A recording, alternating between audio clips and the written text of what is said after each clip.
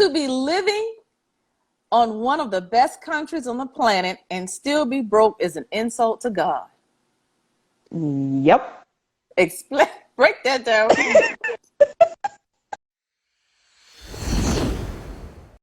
Let's hop into this. You paid off $60,000 in personal debt. Yes, I did. How did Yes, you I do did. that? I was sick and tired of being broke. I was sick and tired of being in debt. And so I said, something's got to give. And so I just started doing that. Did you cut back on meals? Did you like Okay, so here's the thing. what was the plan? Like there had to be was there any sacrifice? Was there any reducing your standard of living? 60,000. Okay, so you paid off $60,000 in personal debt in what amount of time? In 2 years. Okay, 2 years. That wasn't 2 years. And it wasn't because of an increase in income. It was just, every single day we spend money on things we don't need. So just realizing that I was spending money on things that were like not necessary. Just realizing that. I'm just thinking about the fact that I didn't want to keep being broke. I said, something's got to change. So I learned how to say no to myself Now, and to the kids. I'm no math whiz, but $60,000 divided by 24 comes to $2,500 a month. So you had an extra 2,500 lying around. This is what you telling me? You had an extra 2,500 lying around that you just said, oh, you know what? Let me start paying off this debt. Okay. Let me break it down. Okay. So and this was in COVID, right? This was in COVID. Okay. So when COVID started, so 2020, so between 2019 and towards the end of 2020, that's when all of this happened. But COVID happened within March. And at that time, you wouldn't go to any restaurant. You wouldn't buy clothes. You wouldn't, because you're staying home the whole time. A lot of people took that money and bought flat screen TVs and bought whatever thing they didn't need to make themselves feel happy. But guess what? Anita, don't make that face. Don't make that face. That's your story. You sticking to it. I understand. But in addition to that, though. In addition to that, we had to find other ways to make extra income. And so I got into something which I don't know if you know about it, but it's called Upwork. Have you heard about Upwork before? Yes, it's a freelance platform. Pretty much, that's it. So I'm an accountant, so I do freelance bookkeeping, I do freelance accounting as well, besides doing whatever else I do. So just looking at, hey, I need $2,500 every single month extra if I want to make this thing work in 2 years. And so I got onto Upwork, and while on Upwork, I would pretty much dedicate, say, 2 hours, 3 hours a day just to make some extra income in a week. Okay? Now we're talking. Now we're talking. And that wasn't my spare time, because you would do your normal job, right? You would do your work and you do everything you need to do. And then the time when people would normally be catching up on WhatsApp or just watching TV because you're fed up of whatever and you just want to. I had a mission. I had a goal. And I said, instead of wasting my time doing whatever thing I think is going to make me happy, getting out of debt is going to make me much happier. And so I would dedicate my time to doing work on Upwork so I could get this extra income. Got it. Now we're talking. Now we're talking. Now it doesn't sound like push, magic some kind of way, and it just, bam, you had an extra $2,500 a month that you just could put towards paying down this $60,000 in personal debt in 2 years. Got it. Yeah. Well, yeah. So between cutting back on a lot of things, and making the extra income, I was able to do that. And I'm sure anybody listening right now, there are lots of things that you spend money on every single month that you don't need. I can guarantee that. For example, there are people who have TV subscriptions. You have cable TV, but you pay for Netflix, you pay for Hulu, you pay for Amazon Prime TV, and do you watch that much TV? Like, really? Okay. Okay.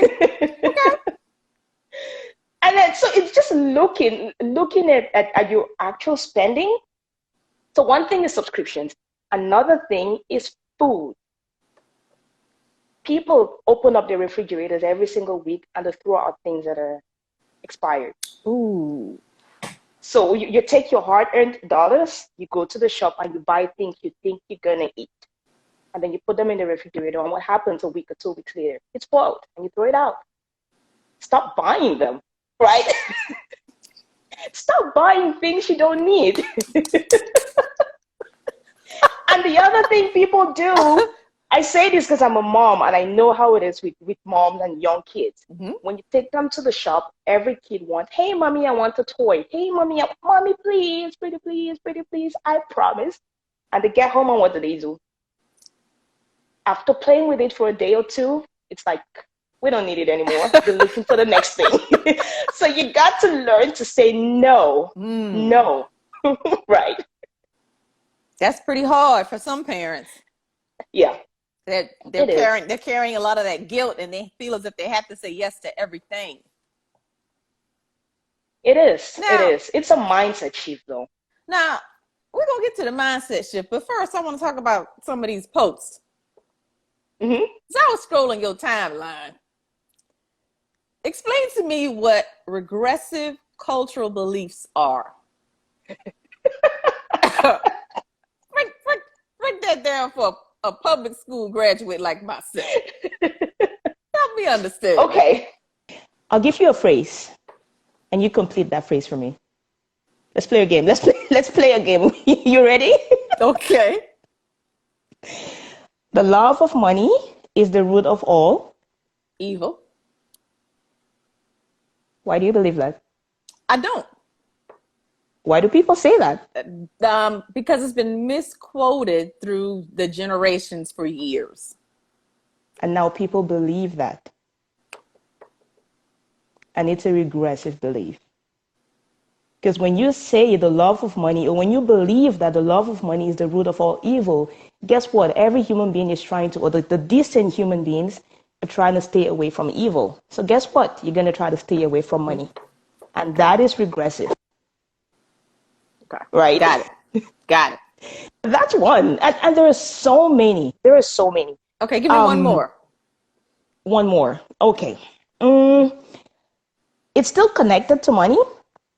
But a lot of people believe that rich people are evil, or rich people got their money out of by doing something bad or by taking advantage of people. And so because of that, again, still in line with the love of money is the root of all evil, still in line with that, people would not want to be rich because they don't want to be seen as evil. And it's a regressive belief again. Yeah, go ahead. The one that I was thinking about was it would be easier for, the camel? To go through the eye of a needle? Than for the rich man. Rich person to enter the kingdom of God. And people usually interpret that to mean rich people will not get into heaven. That rich people will not get into heaven again. and just the same way as the love of money is the root of all evil, in quotes, that has been misquoted and mistranslated or misinterpreted across generations. And now we believe that. I think it's the same way that has been mistranslated in the Bible. And now people are thinking that the fact that they say that it's easier for whatever to pass through the eye of it means that rich people are not going to get into heaven. No, none of us knows what happens after life, right? Nobody knows what happens after life. But if you want to, because I'm going into the Bible right now, the Bible is two-sided in nature. It's just a duality in the Bible. Just like human beings, we have a good side and we have a bad side. The Bible also has the ultimate truth and the ultimate destruction. And over generations, over time, people who want to use the Bible to their advantage, right? They have misquoted things to the masses so the masses can stay in the darkness. But if you want to know the truth about it, go into the Bible and read it yourself and understand it yourself. And don't take what somebody else has said is what it means. Now, you have a mind of your own. Go ahead. Yeah, go ahead. What is the correct quote for the love of money is the root of all evil? I don't know what the correct one is. Okay. But what I believe is the lack of money is the root of all evil. Because every place where there is lack of money, there is a lot of evil. I understand Every place where people are in survival mode, everyone is people are going to do terrible things just because they want to have money. I think that's what has been misquoted as the love of money. It's just the fact that you don't have it. The fact that you don't have it and you would do whatever it takes, good, bad, evil, whatever, you're going to do whatever it takes to get it. That is where it's like the love of money is the root of all evil. But no, what does it mean to you? For me, it means the lack of it is the root of evil. I might be wrong. Yeah, because like I said, I was trolling that timeline. I have another quote for you that I need you to break down for us. To be living on one of the best countries on the planet and still be broke is an insult to God. Yep. Break that down. My goodness, you have gone over my timeline. Insult to God, she said, y'all. Okay, let's go back to the Bible. Because everything I teach, I'm a Christian, right? And everything I teach, I want to relate it back to the biggest book of all times, which is the Bible. And back in the Bible, when you think about the time of Abraham, okay, God promised him abundance. Right. God promised him abundance, and we are all children of God. And okay, let me backtrack on that. I wasn't born here. I live in Canada right now, but I wasn't born in Canada. I was born in Cameroon, and that's in Africa. Mm-hmm. And I moved here some 12 years ago. And so that message is really for people like me who are coming from there, and now you're living in one of the best countries in the world, and you're still broke. It's an insult to God, because when you were back home, you were complaining, the government is doing this. The reason you're broke is because of this, because you don't have opportunities, because you don't have the education, you don't have access to this, you don't have access to that. Now you're here. You got everything you asked for, and you're still broke. That's an insult to God, because you got everything you wanted, but now you're still looking for an excuse to say, hey, I can't make it because I got an accent, or I can't make it because, what? Seriously? No, it's an insult. An insult to God. Yes, because you prayed to have this life. You prayed for this opportunity, and now you have it, and what are you doing with it?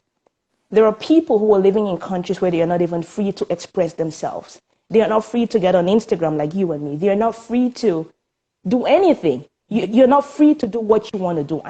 But we are living in North America. If there is paradise on earth, if there is heaven on earth, you and me were living in it.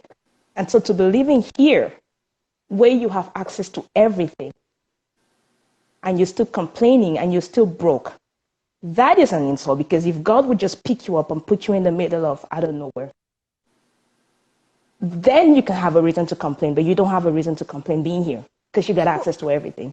Well, what about those that say, as their income increases, the cost of living increases even more, so they're never able to quite catch up?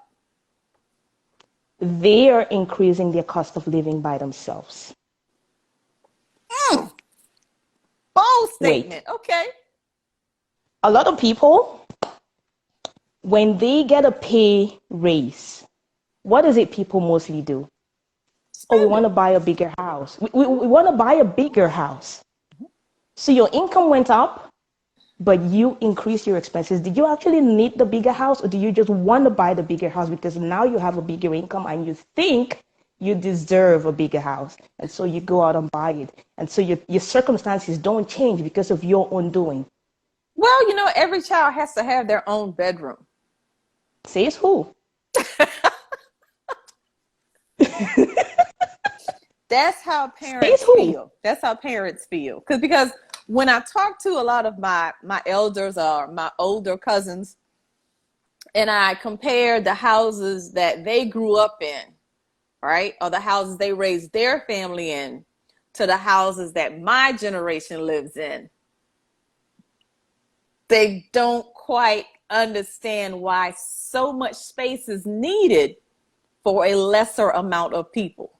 Okay, right. They had kids by the 5s and the 10s, and now my generation has kids by the 1s and the 2s.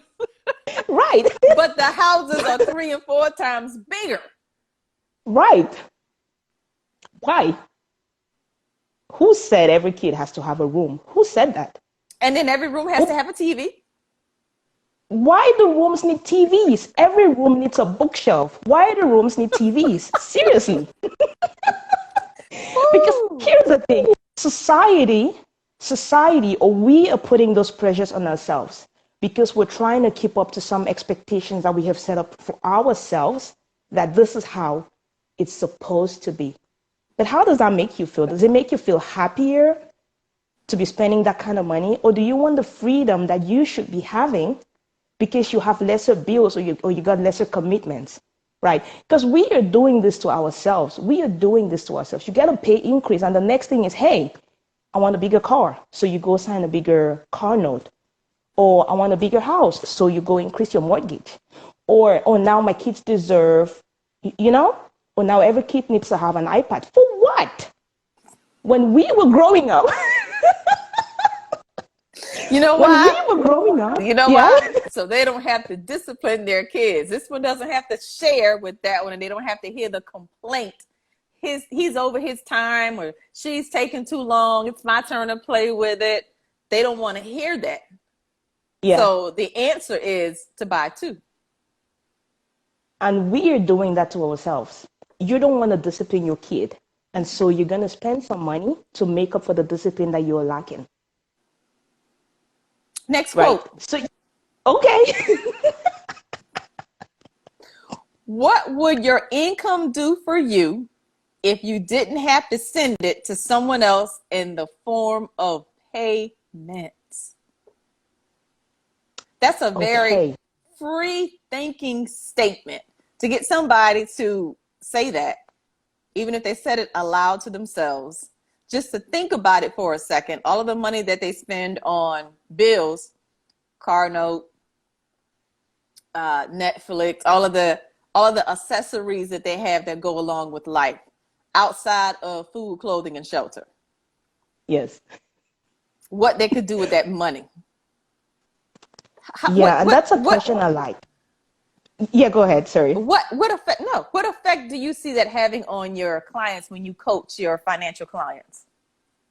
When I make that statement, a lot of them cannot picture that because that is the way it's always been. A lot of them cannot picture not having payments. So what I try to get them to do is to visualize. I said, just imagine. Just imagine. So how much of your income right now do you send to paying off bills? So credit card bills, car notes, and everything. How much of it how much of it goes there?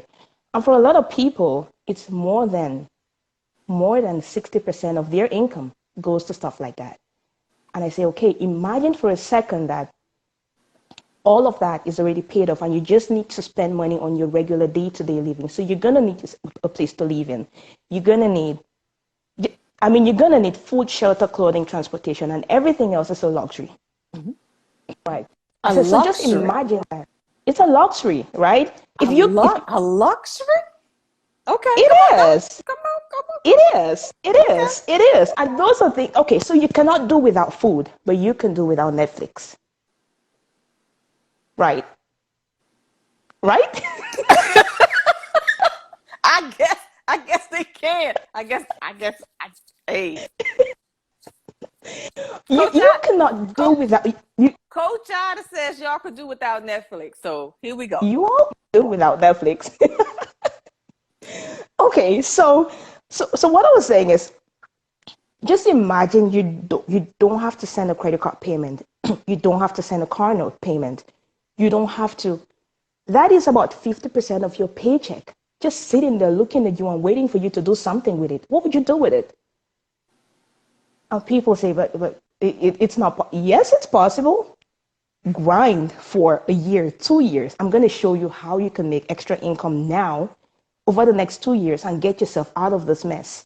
And then after that, if you don't like it, you can always go back. You can always go back and sign a car note. They're waiting for you, you know? On But every just corner. imagine what they're waiting for you on every. Oh, they called me up not too long ago. And I was like, oh my God, you got the wrong girl. They called me up. My dealership called me up a few weeks ago to say, hey, there is a high demand for used cars like yours, and we want you to come in just so we can appraise your car and buy it back, and then you can take a new car, and your payments are going to be about the same you're paying right now. I'm like, I don't have payments. Okay. She didn't even know what to say anymore. Said, oh, okay, well, that's good. So when you bring it back in, then your payments are really going to be little. I'm like, no, I like my car. I don't need a car note. My car is pretty new. But those are traps that I had fallen into before. You know, when you're in survival mode, you are looking for things to just keep you happy. You're looking for something to grab onto.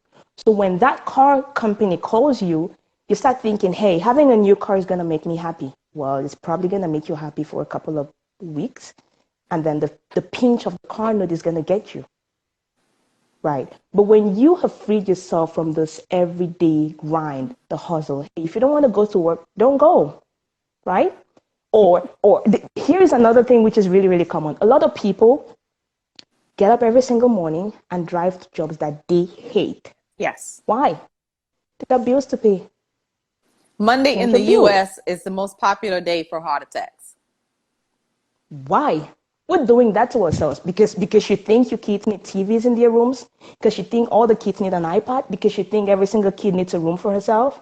Yep. No, it's a cultural thing. It's the society, the American culture has made it normal to be broke. So when you're saying, hey, you can live life in a different way, people look at you like, oh my God, you're crazy. What you talking about?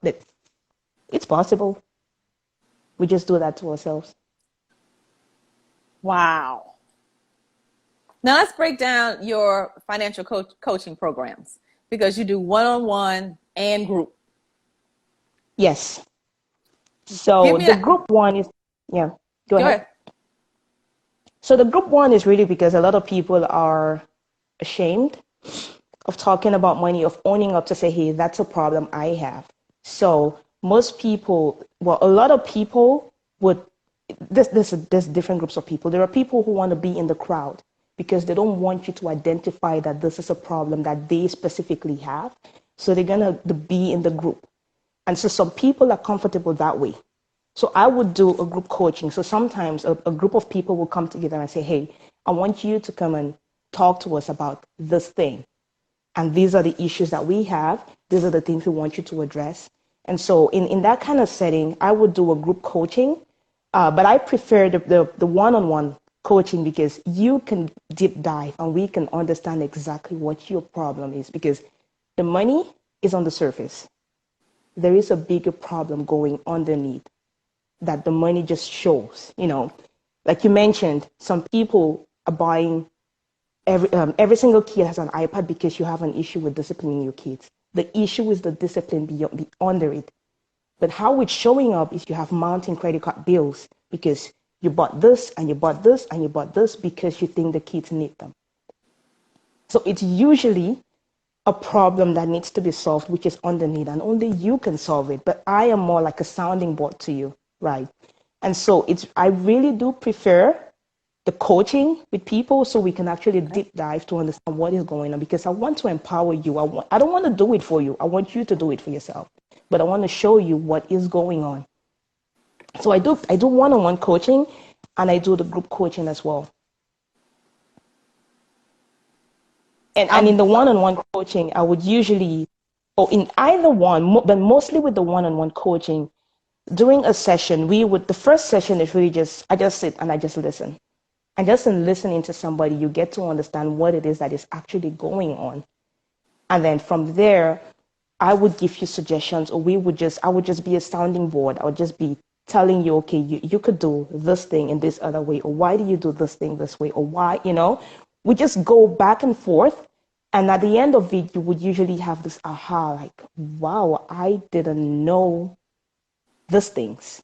But now that I know, I could change certain things about the way that I handle my money. For some people, they throw things out of the refrigerator and they never ever paid attention to it. There are people who are paying for Hulu and Netflix and they never paid attention to it.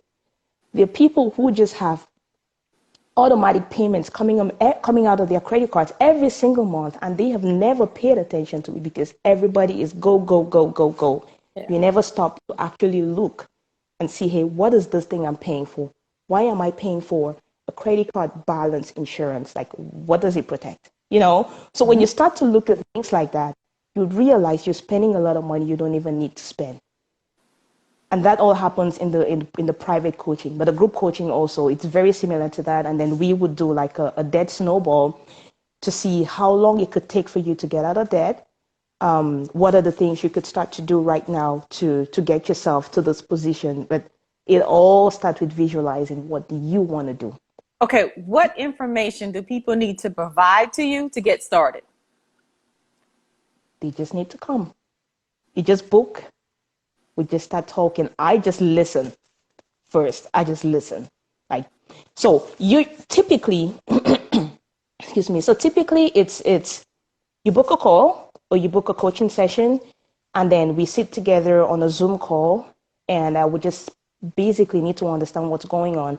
But typically I need to know what your income is, but that's after the initial stage, right? And then I'm going to need to know what your income is, how much debt you have, what are you trying to achieve. Some people really want to build a credit score, but some people don't care about that.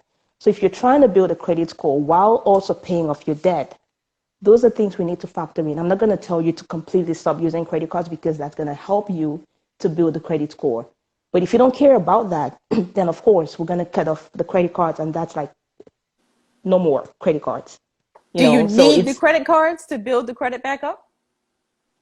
You don't need the credit cards, but it's the fastest way to building a credit score.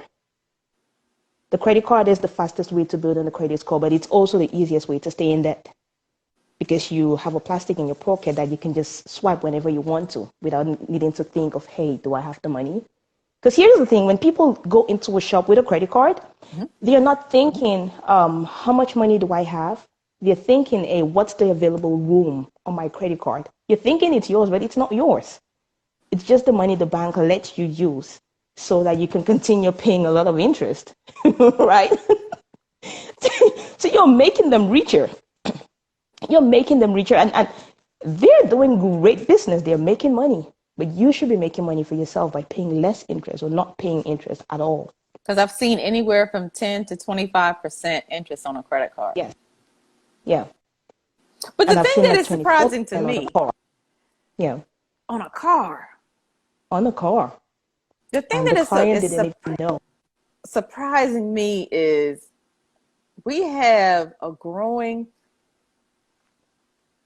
trend here in America, and it's not the old-fashioned, on layaway, pay week to week for your furniture. I saw a sofa the other day, and they said that you could finance this sofa for 72 months. Zero down. I thought, what does the sofa do that I need to pay for that question sofa over the next 6 years? What? knowing Yeah. full well that most of us, after about 2 or 3 years, we want to replace that sofa, whether we recover it or whether the sofa is donated to somebody else and you get a brand new sofa. What is it about us as human beings that makes us fall for opportunities like that? Stress. Stress 70, about money. 72 months? Here's the thing, right? Here's one thing. Debt or personal finance is a behavior problem. It's behavior. It's not about what you know. It's about what you feel or what you think you deserve. And oftentimes, because we are so stressed out about the everyday grind, Mm-hmm. we are always trying to hang on to something that's going to give us some semblance of joy or some semblance of happiness or some semblance of fulfillment. And so when you sit and you look and you're like, I feel sad today. What can I do to make me happy? Oh, I'll go shopping. You know, Retail therapy. why are you sad? Retail therapy. Why are you sad? You're sad because you don't have a purpose. You don't have something that makes you get up every single day to say, wow, another day. I'm excited about life today. Lots of people don't have that. The only thing that is really constant in their lives is the job that they have to go to every single day, and they hate it. And they go to that job because they got bills to pay. And why do you have those bills to pay? Because you haven't dealt with the thing that is underlying in there. So it's a cycle. And we continue to justify, oh, my kids need this. No, they don't. They need food, shelter, clothing, everything else. I'm feeling Everything else so is sorry. nice to have. I don't know about y'all, but right now I'm feeling so sorry for Ida's boys. I am just poor kids. Poor kids. Does Santa visit the kids at all? Oh, yes. Oh, yes. Oh, yes. No. Santa visit the kids. Of course, Santa does. they It's, they're probably it's a sharing mind. everything over there in that house. They share clothes, they share toys, they probably have to share a backpack back and forth to school. Poor babies. No, but here's the beautiful thing, right? Because once you have clearly defined what it is that you need versus what you want, Okay. and you, of course, in your budget, I'm always saying allocate the money that you're going to use for every single thing that you want. Allocate the funds to that. If it's not in the budget, it's not going to happen. So put it in the budget, you know. So, of course, there are lots of things that the kids do have. It's not because they need, there's this misguided sense of what you need versus what you want. I want you to clearly identify it as a want and not a need. And yes, let's go get it. But you don't need it. We're just getting it because you want it. But people justify things and say it's a need. No, it's not. You need a car. You don't need a Mercedes. You don't need a Mercedes, but you need a car. So if you need a car to take you from home to work, why are you buying a Porsche? Or what is it called? Why are you spending $500 a month on a car note? Why are you spending $1,000 a month on a car? You need a car, yes, but you don't need an expensive car you can't afford. What? You know, I have to drive a Tesla. I have to drive a Tesla. if you And have not the a, money for it, yes. and not a used Tesla. I have to drive the latest Tesla rolling off the assembly line. Why? Because you like it. Identify that it's just because you like it, and don't say it's because, oh, it's good on mileage. Oh, it's good. No. We're justifying that. Just be honest with yourself and tell yourself the truth about why you're buying what you're buying. And then make the room in your budget and go buy it. You worked the money, you earned it. As you So work with do your what you clients, want to do. as you Sorry? work with your clients, Mm-hmm. how hard is discipline as they go through the program? Discipline is hard.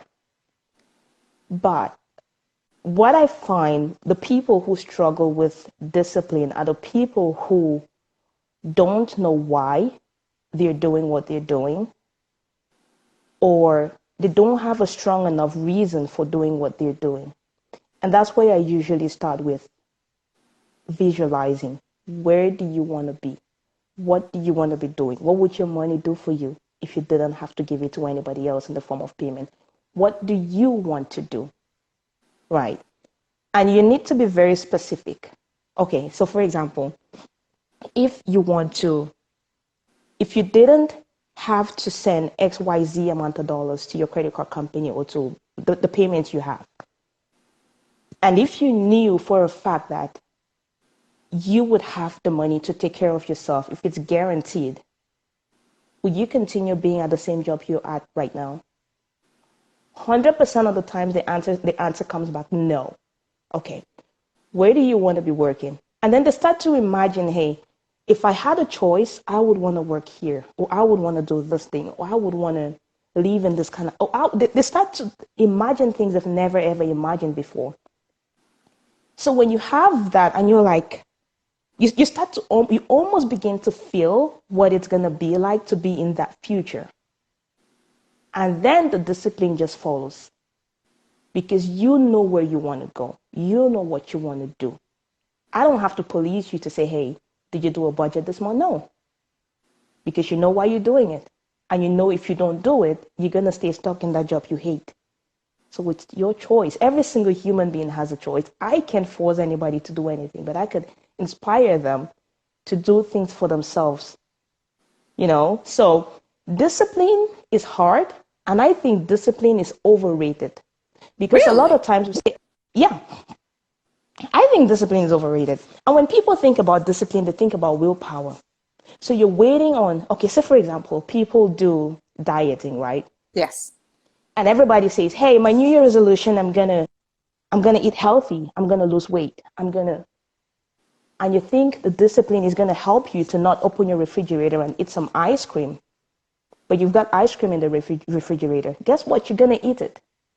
No amount of discipline is gonna stop you from eating the ice cream which is in there, because you're gonna tell yourself, but I bought it, and if I don't eat it, it's gonna get spoiled. So let's just eat it, just this one time. Discipline. If you don't, so when you have a goal, you have to make your environment to work with that goal. If your goal is to lose weight, don't put ice cream in the refrigerator, right? Because you're gonna eat it. Or it's gonna take you a little bit of willpower the first time to say, okay, I don't want it. I'm not gonna eat it today. But the day you go on the scale and you check it out and you're like, wow, instead of losing it, you know what you're gonna do? You're gonna go to the refrigerator and give yourself either like, I don't see progress anyway, so why not? I'm gonna go eat the ice cream, you know? Or it's just one time. What does it hurt? So discipline alone is not gonna do anything for you. Willpower alone is not gonna do anything for you. You need a system. You want to lose weight. What's your plan? Okay, on Saturdays, I'm gonna meal prep. On Saturdays, I'm gonna go out and I'm gonna buy XYZ. So when I need a snack, I'm not gonna turn around and pick up some cookies, because there are cookies in. Don't keep the cookies in your house. What's your system? My system is, okay, when I need snacks, I'm gonna eat almonds, and you get the almonds and put them there.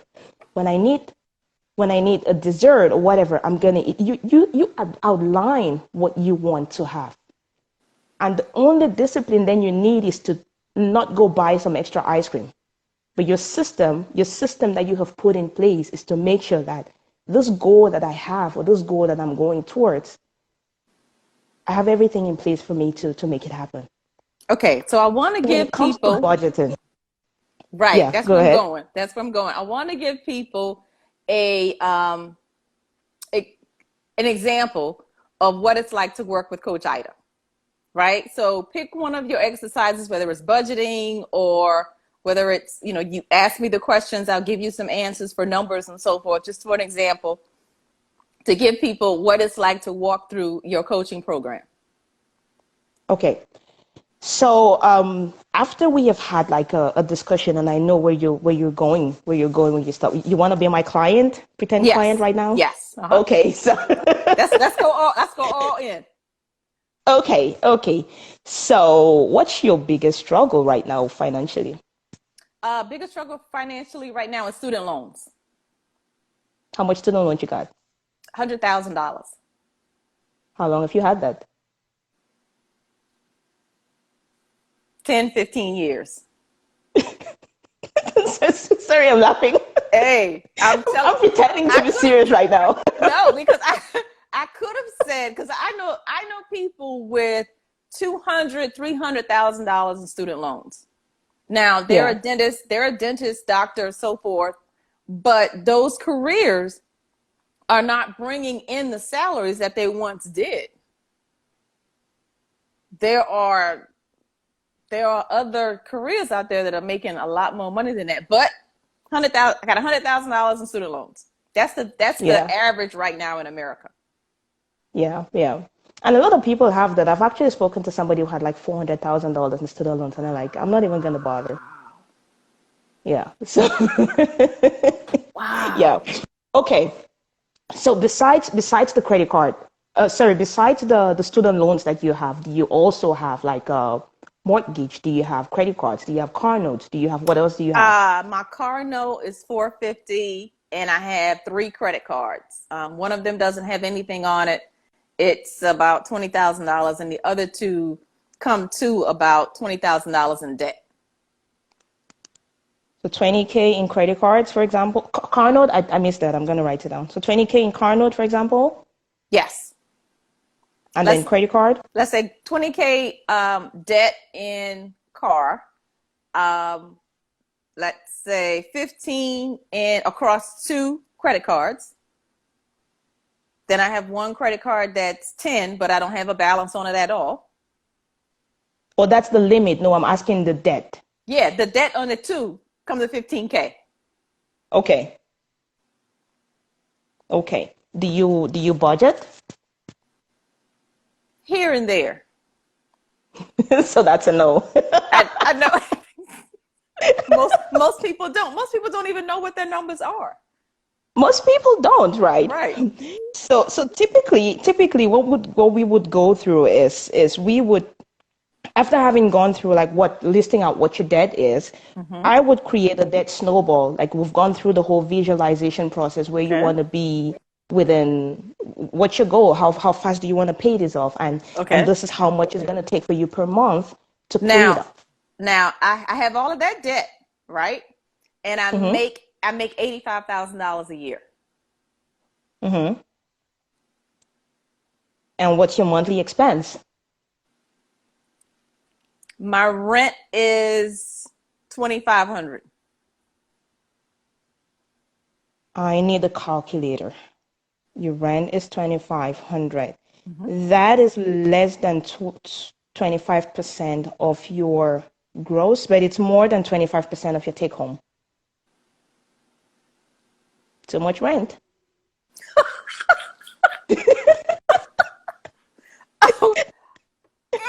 Okay, and I have Netflix. Everybody has something, so let's just throw Netflix in there. Yeah. Um, And you got cable TV, correct? yes, yes, I have cable because I Okay. have to have the internet, and they came as a package. Hey, let's see Okay. what else juicy I can throw at you real quick. Here's a good one. There's a transportation cost Yes. because while I drive a middle class decent car, right, my car is parked Monday through Friday because I take the subway back and forth to work. And my subway costs come to about $420 a month. Hmm. That's normal in your area? Mm-hmm. Wow, that's Yep, expensive. On top of a car. it Is sure it is is. it is it less expensive to take the subway than it is to drive because you're gonna have parking and everything else, or what? It depends on where they're going to, but sometimes yes, yes, because when you think about the gas prices and the wear and tear on the vehicle, parking the car and taking the train, yes, comes out to be the lesser of the two. but you're having both. So we would be looking at a way to reduce your expenses if you want to pay off all of this debt in 2 years, for example. Now, We're going to be I got looking at ways. I got to get back and forth to church in style. Hmm. That's why you need a car? So I can't give up my ride. Yes, you can. And I got rims on my ride. I hear you now justifying why you need your car. So in a coaching session, I would typically want to know what your goals are, right? And part of knowing what your goals are is so we can know what is the best way forward for you. For some people, that involves moving, changing it, going to a less expensive house temporarily. For And you some tell people, that involves that to your clients. yes. Did you hear her over there with that playing yes, y'all? Like I was asking a dumb question. Okay. Okay. Keep rolling, Coach Ida. Keep rolling. I've got a client. I had a client who pays about 50% of their income on rent. I'm like, that's too much house. You gotta move, right? Or you stay there, but you're gonna stay exactly the way you are because unless you have a way to double your income, it's gonna be very stressful for you to be able to do anything else. Because half of Well, your income goes to rent. The rest all of of the it is probably going to pay credit cards. all of the other areas are high crime areas, so I can't live there. So something else is gonna have to give then. So you're gonna have to increase your income or find a roommate so you share the rent or carpool depending on how intense you want to go or check your food, like how much food are you actually throwing away. We start from there. How much food do you have in the pantry? Sometimes people have pasta or they have like food that could take them 6 months to go through, but every single week they go to groceries and they buy some more because they've never ever stopped to actually look to say, hey, but I got so much food in here. I had a client here who, between herself and her husband, when they started working with me, the first thing that they decided to do was to go into their pantry and they had a list and they wrote down, they took an inventory, they looked at every single thing they had and they wrote it down. And they made a commitment to themselves. They said, we're not going to buy anything else until everything we have is finished. And 2 months later, they still hadn't gone grocery shopping. But before that, they were shopping every single week. Before that, they were doing drive-throughs every single week. Every single day, the wife was doing drive-throughs. Like on the way to work, because she's running late, she didn't have breakfast at home, she would just grab a McDonald's and just have breakfast. And because she was running late, she didn't have time to pack her lunch, so she would order food. And without paying attention to any of that, just the McDonald's every single morning, say on average, that's like, if you're just grabbing a coffee, say maybe it's about $2, but if you're getting a sandwich, say it's about $5 a day. Easy. Easy $5 a day. 5 days a week, that's $25 on breakfast alone for one person. But that could be breakfast for the whole family if you made breakfast at home. So if the husband is doing that, the wife is doing that, you're buying lunch. So your lunch, if it's on the cheap side, it's probably going to be about $10, maybe. But on average, it's about, if you're doing an Uber, it's probably about $20 you're going to do Uber Eats for them to bring you lunch. So $25, $5 a day for breakfast because you're driving through, $20 a day for lunch because you're ordering in. That's $25 a day for eating out. But you still got to make food at home, you know. You still got to do grocery shopping. There are lots of things you still have to do, but because you're never paying attention to what it is you're actually doing, you don't even know that how much money you're spending. But So the first thing, what I find that yeah, feeds that a lot is we give in to our impulses without even thinking about it.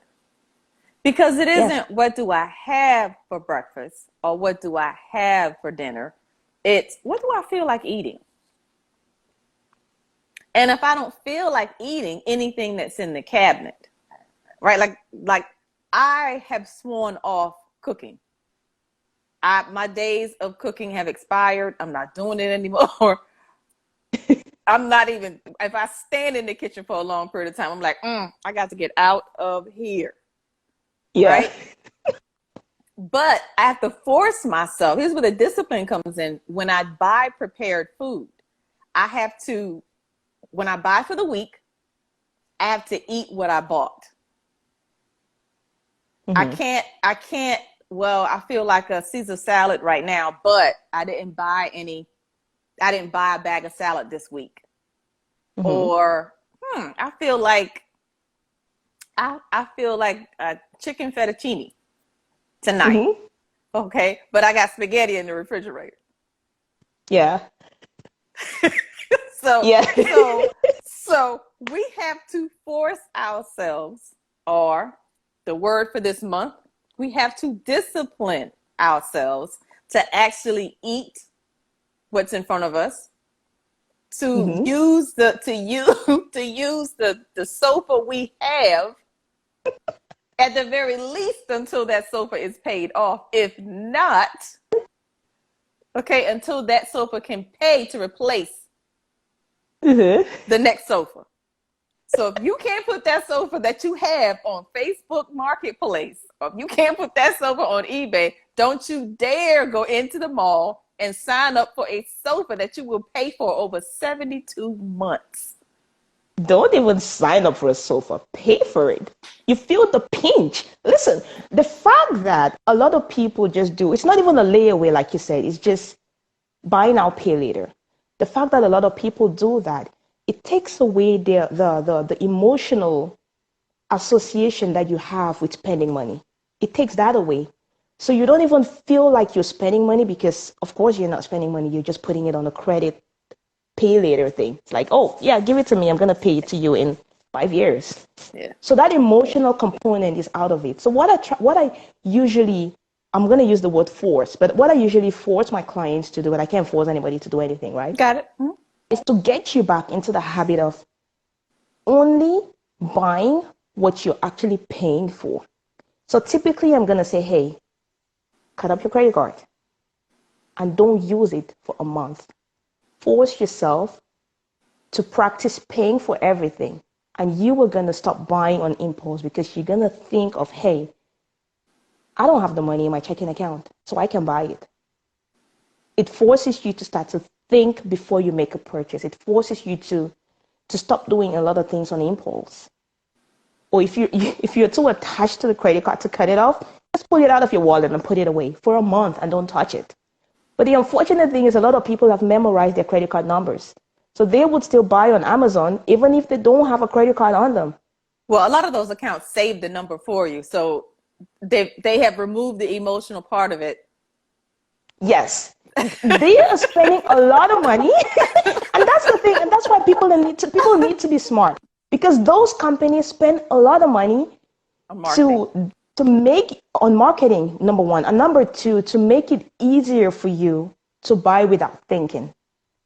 Yes. And so the first thing is take off everything that you have auto pay. Just take it off. Let them call you the payment. And, oh, yeah, okay. So you can literally force yourself to think about the things you're buying. Amazon is going to save your credit card. A lot of companies are just going to save your credit cards on file to make it easier for you to buy next time. So the emotional part is taken away. And they know like personal finance is behavior. And if we can make it easier, if we can make this thing into a habit, we can get a lot more people on our side. How many times do people just drive to McDonald's just because, hey, I'm on this street, and usually when I'm on this street, I drive through this place. So let's go get something. Oh, and McDonald's has that special strawberry lemonade this season. So let's roll through and get. But when they roll through, they don't just get the strawberry lemonade for $1. Mm-hmm. They get the meal. Then they add the apple pie. They size up. And then you solidify the behavior. So next time, it's so much easier for you to go do it. So it's really about having a system. And a basic system is a budget. A basic system is pulling your credit card out of your bag and just keeping it home. A basic system is just tell yourself, I'm going to write a list today before going to the shop. And I'm only going to buy what's on my list. A basic system is, hey, before I splurge, I'm going to plan for it. And I'm not saying don't splurge, because I want you to spend money on yourself. But I want you to know the money you're going to spend on yourself and plan for it, and then you go spend it. And I tell my clients, you have to put money for fun in your budget, because if you don't put money for fun in your budget, there's a little devil in there which is going to riot to say, hey, I deserve this, so I am going to go get it anyway. But you're rioting with yourself. Now, when you tell your clients to go out, to leave the credit card at home, to not auto save the credit card so that's easier to spend online, when they're out shopping, are they to take cash? Yes. Why? So you feel the pain of spending money. So it's going to force you to realize that I have been spending this money without thinking about it before. And so now the emotional part gets attached to it. And so you start to think before you spend. A lot harder to break that 50 when you know once you break it, it's gone.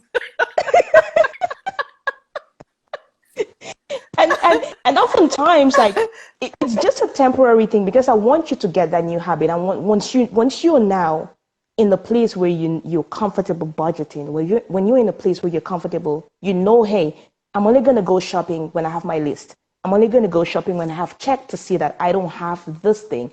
Here's something people do by default. You probably do this. You got kids? No. Okay. A lot of parents probably do this. I know I used to do that a lot. You know, when this like, you got chocolate at home, you got peanut butter, you got jam, you got everything, which is all bread spread, right? Mm-hmm. A lot of people would, the moment the chocolate is finished, when you get to the shop, hey, we need to buy chocolate. What's it for? Bread spread. Do we got bread spread at home? Yes. Okay. People have taken away the thought from what they're doing. It's like chocolate is finished, so we need to buy chocolate. No. Bread spread, the chocolate bread spread is finished, so we're going to use peanut butter. Right? Now, because if your grocery budget in a month is $500 and you don't have a credit card, or if your grocery budget in a month is $1,000 and you don't have a credit card, that $1,000 better be sitting in your checking account. Because if not, okay, we don't have money to buy chocolate. We used up all the money. Now I can tell you the problem. I don't have children, but I can tell you the issue that I have since the pandemic. Mm-hmm. When I go shopping, I'm in the grocery store, I'm in your neighborhood, Boxer, Walmart, Costco, BJ's, whatever it is. And I'm passing the cleaning supplies, or I'm passing the bathroom tissue, and it is on sale. There is this conflict that I have with myself, because I'm like, are they getting ready to run out again? Do I need to grab like 4 of these? I have 4, I say, dish detergent bottles. I've got probably 3 packs of, and it's just me. I have probably 3 packs of bathroom tissue. And it's because I lose right now. I'm losing to that conflict in the store when I'm standing there and it is on sale. Because I'm thinking, is the pandemic coming back? Are they getting low on it? Or is this being discontinued?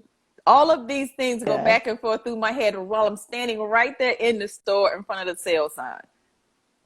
Yeah, I think the part that you need to then ask yourself is, worst case scenario, right? Even if it goes out, how much do you have at home? And how long can that last you, right? If you got 3 packs of toilet paper and you're alone, it's probably going to last you more than 3 months. So do you really think in 3 months they're not going to find a solution to the toilet paper problem out there? And I've actually had that as an issue, because somebody actually mentioned that to me. I buy in bulk because I don't want to run out of it.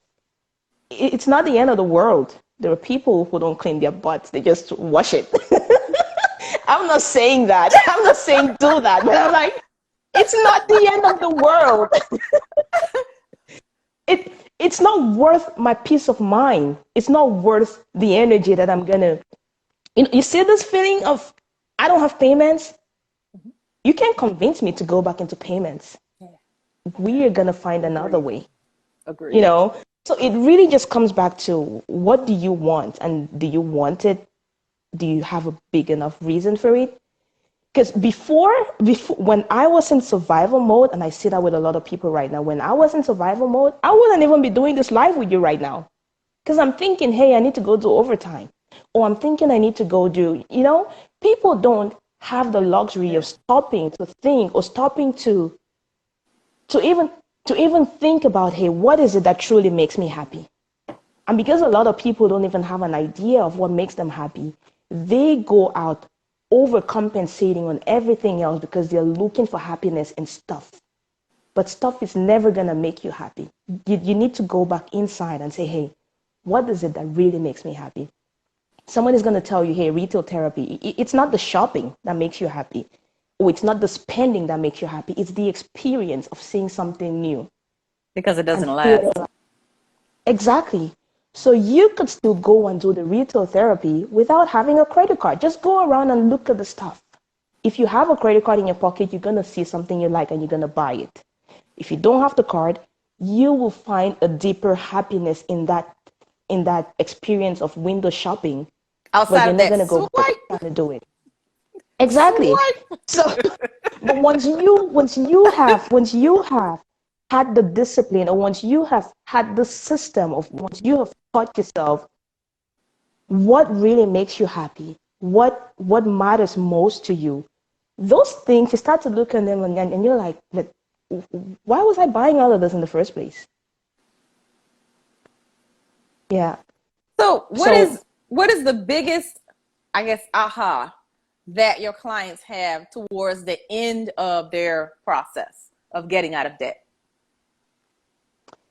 The biggest thing is usually when they finally pay it off. Okay.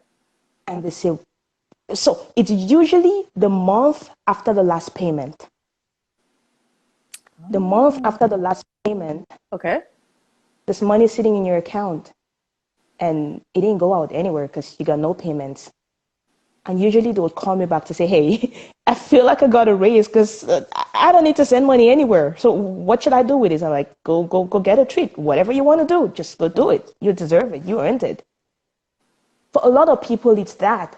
And I do have a client who, here in Montreal with me, when they finished paying off their debt, like they had credit cards, they had car notes, they had lots of things. When they finished paying that off, they called me up the month after they finished and they said, we have been thinking about this project of remodeling our kitchen, but we had never thought it was going to be possible. But right now, all the money we didn't send to a credit card company this month, we're putting it into a sinking fund to start remodeling our kitchen. So they called me not too long ago and they said, finally, they're doing the remodeling that they had never dared to talk about. They thought it was never going to be possible, and they're doing it. And she said, hey, on top of that, you know what? We actually started a sinking fund by the side while we were paying off the debt. And we just went into the dealership and we got ourselves a new car, but we paid for it in cash. And they were excited about it. And so that is not for everybody, but it's for the people who want this to be their life, for the people who want this. It gives you, that's my friend in the audience, Kennedy. Hi, Kennedy. Paying off your debt just gives you options. And I always say to people, if you don't like the feeling of being out of debt, hey, you can always go back in, but just try it. Try it first, and then you know you don't like it, and then you go back in. So, Ada, if you had, this was your introductory conversation with somebody, you had one thing to suggest to them, right? They had one move to make to get to their more. what would your one suggestion be for their next step? Suggestion for their next step would be to do an inventory. Just pick up your statement for the last 3 months and just look through it and categorize everything on it and look at where your money really goes. And then just look at what story your statements are telling you about you, and see if you like it, and see if 2 years down the road or 1 year down the road, if you don't change what you're doing right now, what is going to be different about your situation.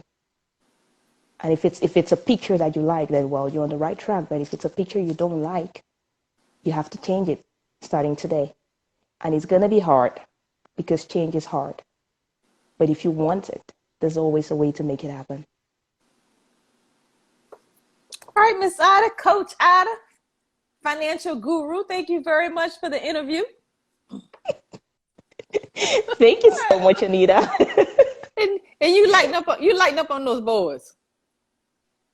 Sorry? Lighten up on those sons of yours. They actually, you know what? They love it. You know what they do in school right now? You know what they do in school? Oh, one thing they actually do, they would come up to me to say, hey, Mom, can you put in the budget that we need to go get some donuts on Friday? Oh, the apple doesn't fall far from the tree, does it? I say, yes, they're learning. It's not like you can't get the donuts. It's like, we need to put it in the budget. You know, so they do that right now. Or they would come to say, doesn't fall far from the tree. Yeah. My son actually came up to me not too long ago and he said, Mom, I would like is it the hoverboard? The hoverboard Yes. thing. I said, okay, how much is it? He said, I don't know. I said, okay, go check and come tell me. So he went and he checked and he came back and he said, I think it was like $300. And I said, okay, you want it or you need it? I want it. I'm like, okay, we can get it. But that means you're going to have to earn your way to it. What I found was that when they buy their stuff, they take more care of it than when I do buy it. At the end of the day, the money is going to come from me or from my husband. The money is going to come from one of us. But they have sweat in the game.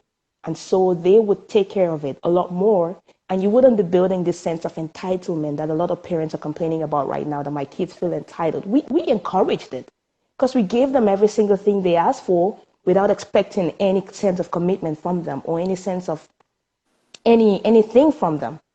But my kids right now, when they come to me, I don't say no. I say, yes, you can get it. You know, this is how much I'm going to pay you for this particular chore you're doing. And a lot of people are against that. They say you don't pay for chores. I say, well, I would spend the money for them anyway. Why don't I use the money to teach them something that school is not going to teach them? I say, it's my way. You don't have to agree with it, but it's working for me. When it's not working anymore, of course, I'm going to change it. But for right now, my kids know money comes from working. And they know how to earn money. They're still very young, but they know how to earn money. And they would actually come to me to say, hey, I want to make this thing and go sell it. Do you think it's a good idea? I'm like, yeah. Do you like making it? Yes, Mom. Okay, go for it. So, but that's not a conversation you would hear from a lot of people. Yeah, it's not. And unfortunately, we did not learn about money in school. And right now, we're making all the mistakes that are on the planet. What are we doing differently for our kids? What are we teaching them different from what we learned? At home, money was a taboo. You could never go ask your parents, like, Mom, how much money do you make? Or Dad, how much money do you make? Why do you want to know? Or Mom, can I have some? It's like a conversation that should never happen. But that's why we never learned about money. And school is not going to teach you. So who is supposed to teach you? By making mistakes or by learning from your parents, you know? So that's what I believe. That's my philosophy. And that's why I teach my kids about money. And now they would come to me and ask questions like, do people know the things about credit cards? Or why are people using credit cards? Or my teacher uses a credit card. Oh, I told my teacher don't use a credit card. I said, no, boy, don't tell your teacher stuff like that. Let them be. It's not your business. I'm teaching you what I want to teach you. So now they go looking for, hey. So yeah, but it's fun. It's fun. They're learning things that I didn't get to learn before. So yeah. Telling the teacher she can't use her credit card. I think the difficult part is going to be now for me to teach them it's okay to use your credit card if you understand how it works. Because now it's like you don't use credit cards, and that's the message they have. So I just need to figure out a way to teach them that, hey, it's okay to use it if you understand how it works. But unfortunately, a lot of marketing companies are out there handing out credit cards to 16-year-olds and 18-year-olds and just with no education. And then they go and they're allowed to take student loans, but they don't understand how it works. Yes. And what kind of future are you building for them? Yeah. Well, where can people find you to find out more about your coaching practices, your coaching programs? The best place to find me is on Instagram right now. And when you're here on Instagram, you would see on my profile there is a link. Okay. There's a link in the bio. So that link has my website. It has the freebies I offer, which for a lot of times people would say, hey, okay, now I'm in, but I don't know how I can make any extra income.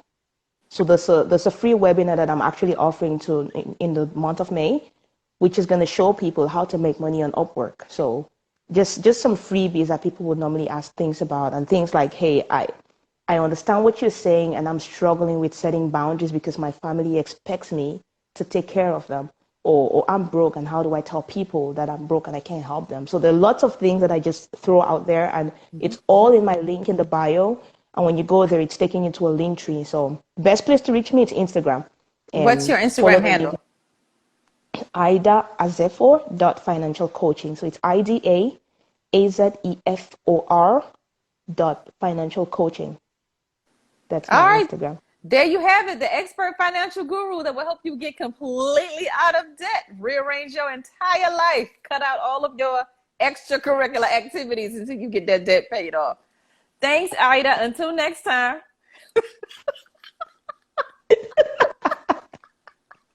Thanks, Anita. Bye now.